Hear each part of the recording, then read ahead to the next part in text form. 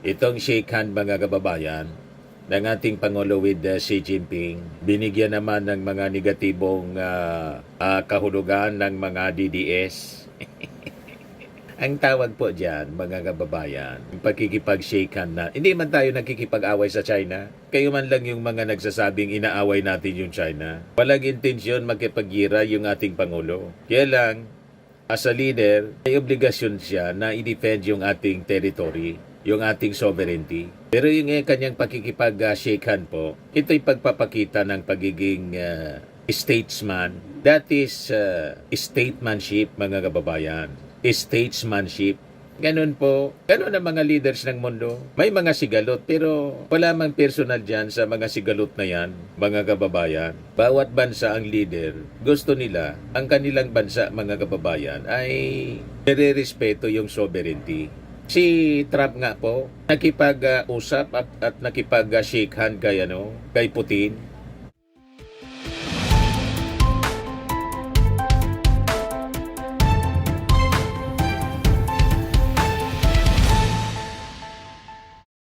Hello po mga kababayan, si Dante Maravillas. Dito ulit tayo sa ating podcast, Live with Dante M.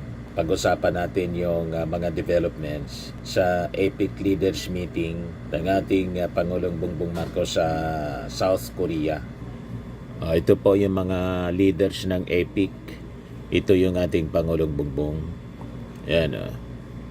So yung ating Pangulo nakipag-shake hands kay presidency ng China. So, sabi dito sa report ng Philippine Daily Inquirer, President Ferdinand Marcos Jr. shakes hands with Chinese President Xi Jinping during the turnover ceremony of the Asia-Pacific Economic Cooperation Chairmanship in Gyeongju, South Korea. China will chair the APEC 2026. So sa 2026 pala, si Xi Jinping yung chairman ng APEC. Sa ASEAN naman po, 2026, ang chairman po yung ating Pangulong Bongbong. Di ba? Tinan-over din mga kababayan yung chairmanship ng ASEAN sa ating Pangulo. So siyempre, itong shake hand mga kababayan ng ating Pangulo with Xi Jinping, binigyan naman ng mga negatibong kahulugan ng mga DDS. Ang tawag po dyan, mga kababayan, pagkikipag-shake hand na. Hindi man tayo nagkikipag-away sa China. Kayo man lang yung mga nagsasabing inaaway natin yung China. Walang intensyon magkipag-gira yung ating Pangulo. Kaya lang, as a leader, may obligasyon siya na i-defend yung ating territory, yung ating sovereignty. Pero yung kanyang pakikipag-shake hand po, ito'y pagpapakita ng pagiging statesman. That is statesmanship, mga kababayan. Statesmanship. Ganun po. Ganun ang mga leaders ng mundo. May mga sigalot pero wala mang personal dyan sa mga sigalot na yan, mga kababayan. Bawat bansa ang leader, gusto nila, ang kanilang bansa, mga kababayan, ay nire-respeto yung sovereignty. Si Trump nga po, nakipag-usap at nakipag-shake hand kay Putin.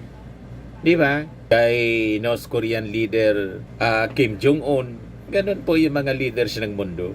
Pero itong pagkikipag-shake hands ng ating Pangulo, hindi nangangahulugan na this is surrender. Na okay na sa atin yung ginagawa ng mga Chinese dito po sa West Philippine Sea. Yan kasi mga reactions ng mga netizens po. Sabi ni Led David, the press releases of lies. Sabi ni Wilbert Oy, the traitor. Sagot naman ni Manny, nakakulong na yung traitor.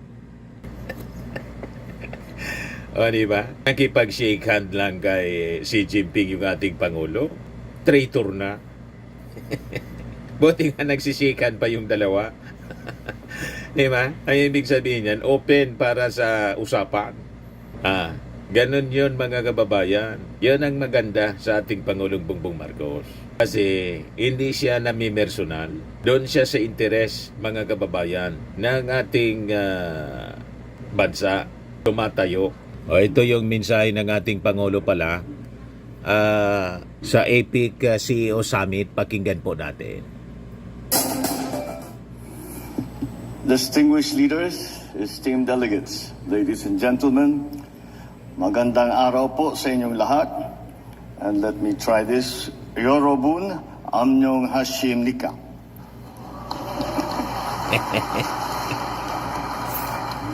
I'm glad I managed it well enough not to cause a diplomatic incident. I extend, of course, my warm greetings to our friends from the Republic of Korea and across the Asia-Pacific region. It is both an honor and a privilege to stand before you as we gather to shape a shared vision for an open, dynamic, resilient, and peaceful Asia-Pacific region. Today we meet at a pivotal juncture, one defined not only by immense challenges, but also by vast opportunities.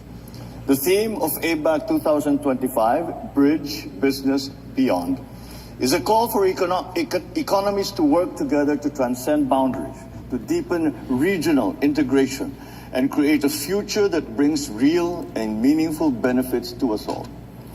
As we pursue these goals, the Philippines' vision for a strong, innovation-driven economy and its strategic embrace of emerging technologies will be vital in driving long-term regional progress.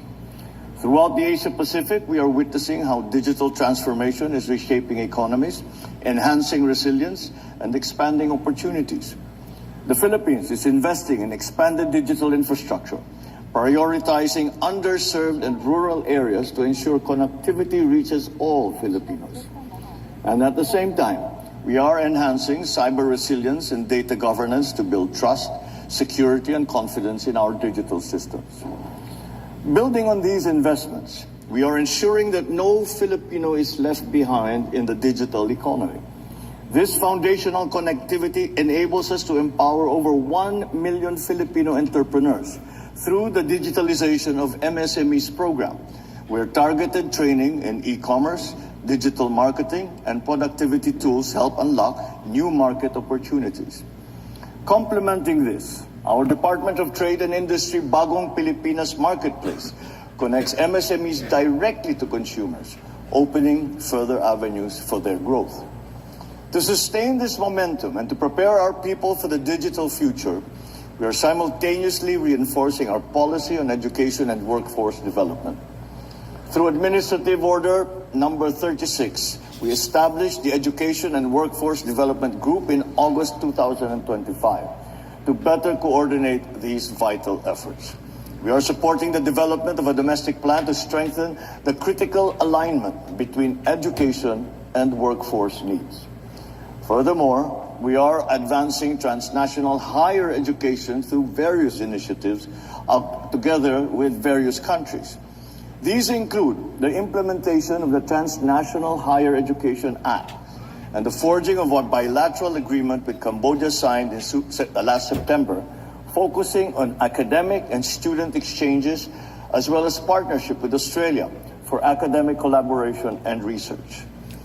At the heart of this digital evolution lies artificial intelligence, a transformative technology guided by our national AI strategy roadmap and key legislations.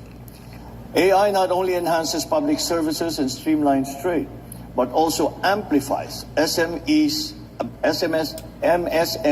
ability to innovate, to automate, and to process, and to make smarter data-driven decisions, driving inclusive economic competitiveness across the Philippines and our region. To support our ambitions, we have enacted critical reforms to improve the ease of doing business and encourage more investment. We updated the Build, Operate, Transfer law with what is now the new Public-Private Partnership Code that streamlines approvals and boosts private sector participation. Executive Order number 18 established green lanes for strategic investments by creating centralized coordination and expedited approval processes. Republic Act number 12252 meantime liberalizes the lease of private lands by foreign investors, extending lease terms up to 99 years. While Republic Act number 12289 accelerates and ensures fairness in government land acquisition for infrastructure projects. Furthermore, we have Republic Act number 12253, which sets a stable and transparent fiscal regime for large-scale metallic mining, providing foreign investors with legal certainty and a predictable tax environment. The Securities and Exchange Commission has a one SEC Super Easy registration online. This facility now will allow for swift registration of foreign companies intending to operate in the Philippines. Our actions are focused on delivering deep institutional and business-friendly reforms that will allow us to unlock private capital so as to sustain competitiveness. These reforms are designed to transform the investment landscape and improve operational efficiency. Domestically, we have enacted the landmark corporate recovery and tax incentives for enterprise to maximize opportunities for reinvigorating the economy, which is a bit of a mouthful, so we shorten that to the Create More Act. This law introduces a globally competitive and predictable tax regime, lowering our corporate income tax rate and offering significantly extended incentives of up to 40 years for highly desirable strategic investments. Complementing this is the Capital Markets Efficiency Promotion Act, CIMEPA, that streamlines the tax system for financial transactions, reducing the Stock Transaction Act from 0.6% to 0.1%, so as to make equity investment more accessible and capital markets more efficient. Furthermore, in partnership with the private sector, we launched the Philippines Ease of Doing Business Reform Guidebook. This identifies and drives priority reforms across the entire business lifecycle, ensuring our processes align with global benchmarks like the World Bank's Be Ready report. Lastly, we are actively strengthening our interagency technical working group on sustainable finance, also known as our Green Force. Through this, we aim to accelerate the implementation of the Sustainable Finance Roadmap, develop green financing guidelines under our new PPP code, and establish a green project pipeline, thus channeling investment towards climate resilient and environmentally sound development. Along with these reforms, the Philippines also actively advances its integration in regional trade agreements, such as through the implementation of the Regional Comprehensive Economic Partnership, or RCEP, and ongoing negotiations for a Philippines-EU Free Trade Agreement, a Philippines-Chile Comprehensive Economic Partners Agreement, or CEPA. We are likewise pursuing membership in Comprehensive and Progressive Agreement for Trans-Pacific Partnership, the CPTPP. These agreements are key to fostering cooperation, innovation, and rules-based integration, enabling predictable business environments, harmonized standards, and transparent supply chains. We are committed to maintaining high standards in our trade policies. Ladies and gentlemen, we view the business community as a full and essential partner in our national economic narrative. While the government is focused on creating an enabling environment through stable policy, sound regulations, and strategic infrastructure, it is the private sector that moves capital, that creates jobs, introduces technology, and delivers meaningful, lasting impact on the ground. In the Philippines, engagements with the private sector, particularly through our Private Sector Advisory Council, have evolved into government actions in the areas of digital transformation, infrastructure, development, sustainable energy, healthcare. And as a model of good governance, public-private sector cooperation helps align the government's work in many sectors to deliver quick, concrete results. We certainly value your insights and we welcome your ideas. We are fully prepared to work with you in transforming these ideas into real, tangible results. With these, the Philippines welcomes deeper collaboration with industry leaders to scale digital solutions, develop inclusive and sustainable business models, and build resilient value chains. Strong public-private partnerships and regional integration are essential to harness new technologies and create a connected, future-ready Asia-Pacific. Businesses must not only benefit from progress, but actively co-create future by leading in technology development, in supporting startups, embedding sustainability and upholding good corporate governance that builds trust and accountability. Despite progress, barriers such as regulatory fragmentation, uneven digital infrastructure, and supply chain vulnerabilities still persist. They hinder full economic integration and inclusive growth. So to overcome these challenges, the private sector must intensify its role in policy advocacy and cross-border standardization. While governments set policies, businesses bring the operational expertise and technology that will harmonize the different disparate systems. We call on industry leaders to share best practices, advance unified regional standards for data exchange, and co-develop interoperable digital tools that foster a transparent and inclusive digital ecosystem, creating a level playing field where enterprises of all sizes can compete and collaborate effectively across the region. I'm very pleased to have been able to attend the CEO Summit once again this year. I believe APEC is uniquely positioned to significantly strengthen engagement and collaboration with regional partners and different fora, such as ASEAN, around shared objectives. As our economies are deeply interconnected, our progress depends on how well we collaborate, how effectively we harmonize policies, and how seamlessly we integrate our markets. Governments and the private sector must unite to create a sustainable, inclusive, and digitally empowered future. Let us move forward together, bridging businesses and going beyond to ensure growth benefits to every person.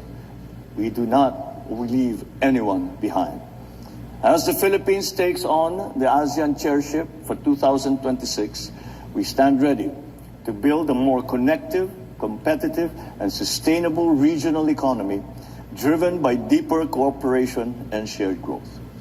We look forward to your support as we lead ASEAN next year, with a key priority being the signing and rollout of the ASEAN Digital Economy Framework Agreement, a game-changing step towards a seamless $2 trillion regional digital market by 2030.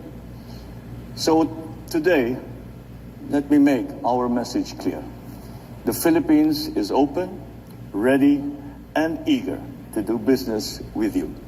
The Philippines offers more than just a strategic location at the heart of the region. We bring a dynamic workforce, a thriving, innovative ecosystem, and an unwavering commitment to sustainable and inclusive prosperity. So let me conclude by warmly inviting you to visit the Philippines next year as we proudly chair ASEAN. Our chairship will advance a stronger APEC-ASEAN alignment and promote coherent policies, resilient institutions, and broader opportunities for all. We welcome our partners from across the region, and we invite the business community to join us in shaping a connected, resilient, opportunity-driven Asia-Pacific. Maraming salamat. Yorobum Kamsadul Imnida. Thank you very much, Mr. President, for your robust words of... Di ba lalong nagningning ang Pilipinas po with President Bongbong Marcos bilang ating leader. Malayo yung previous administration po. Di ba? Ayan lang po mga kababayan yung ating short video ngayon para ma-update naman kayo ng mga kaganapan po sa APEC Leaders Summit. Brought to you nitong napakagandang product natin from Australia. I am worldwide amazing pure organic barley from Australia. Yung mga gusto nito na mag-try mga kababayan, mag-message na lang po kayo sa amin or sa aking anak na architect entrepreneur Maravillas. Tapos yung mga mahilig sa spa, pumunta na lang po kayo dyan sa Pamper City by OMG sa Asiana City, Paranaque po. Ayan o. Para ma-experience ninyo ang luxury spa mga kababayan. Pati mga dental services po.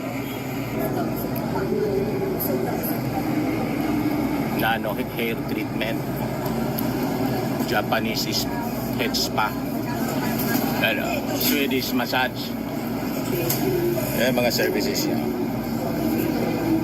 chin augmentation, teeth whitening. O, di ba? Napaka-klase niya po, mga kababayan. Life of Luxury. Pamper City by OMG.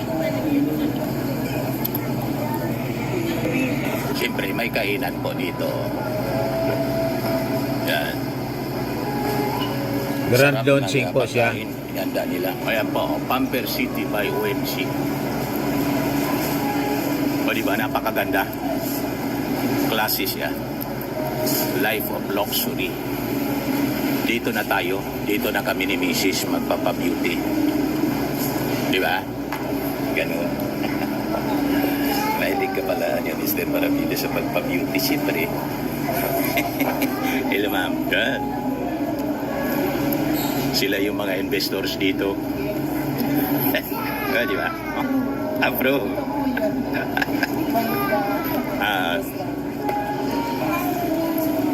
Di ba? Lahat ito investors na dito po.